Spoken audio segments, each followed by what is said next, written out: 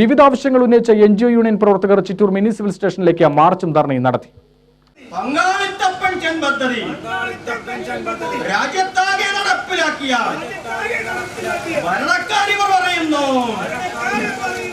ജനപക്ഷ നയങ്ങൾ ശക്തിപ്പെടുത്തുക, കേന്ദ്ര സർക്കാരിന്റെ തൊഴിലാളി വിരുദ്ധ നയങ്ങൾ തിരുത്തുക, ശമ്പള പരിഷ്കരണ നടപടികൾ ആരംഭിക്കുക തുടങ്ങിയ ആവശ്യങ്ങൾ ഉന്നയിച്ചായിരുന്നു ധർണ.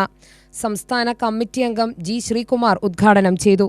കേന്ദ്രത്തിൽ കോൺഗ്രസ് സർക്കാർ അധികാരത്തിലിരുന്നപ്പോൾ 4.5% തൊഴിലില്ലായ്മ മോദി സർക്കാർ കാലത്ത് 11% വർദ്ധിച്ചതായി അദ്ദേഹം കുറ്റപ്പെടുത്തി.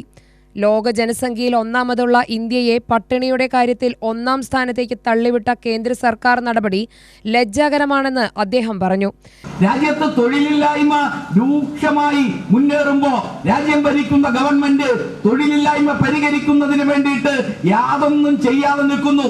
ആ തൊഴിലില്ലായ്മ പരിഹരിക്കുന്നതിന് വേണ്ടിയിട്ട് യാതൊന്നും ചെയ്യാതെ നിൽക്കുന്ന ഗവൺമെന്റ് പട്ടിണിയുടെ കാര്യത്തിൽ ലോകത്തെ 1ാം സ്ഥാനത്തേക്ക് എത്തിച്ചതിന്റെ മഹാ ക്രെഡിറ്റുമായി നിൽക്കുന്ന ഗവൺമെന്റ് ഏകദേശം 700 കോടി ജനങ്ങളുള്ള ലോകത്തെ 100 കോടി ആളുകൾ പട്ടിണിക്കാരായി മാറ്റപ്പെടുമ്പോൾ 23.5 കോടി ജനങ്ങൾ ഈ രാജ്യത്താണ്. ഏറ്റവും അധികം പട്ടിണിക്കാരുടെ നാടായി നമ്മുടെ നാട് മാറിയിട്ടുണ്ട്. കേരളത്തിലെ ജനങ്ങൾക്ക് അഭിമാനിക്കാമായ കാര്യത്തിൽ ഈ പട്ടിണിയുടെ ഇൻഡെക്സ് പുറത്തു വരുമ്പോ 0.7% മാത്രം അതിദാരിദ്ര്യമുള്ള സംസ്ഥാനമായി നമ്മുടെ നാട് ഈ രാജ്യത്തിനാകെ മാതൃകയായി നിൽക്കുകയാണ്. ജില്ലാ സെക്രട്ടേറിയറ്റ് അംഗം K. പ്രവീൺകുമാർ അധ്യക്ഷത വഹിച്ചു.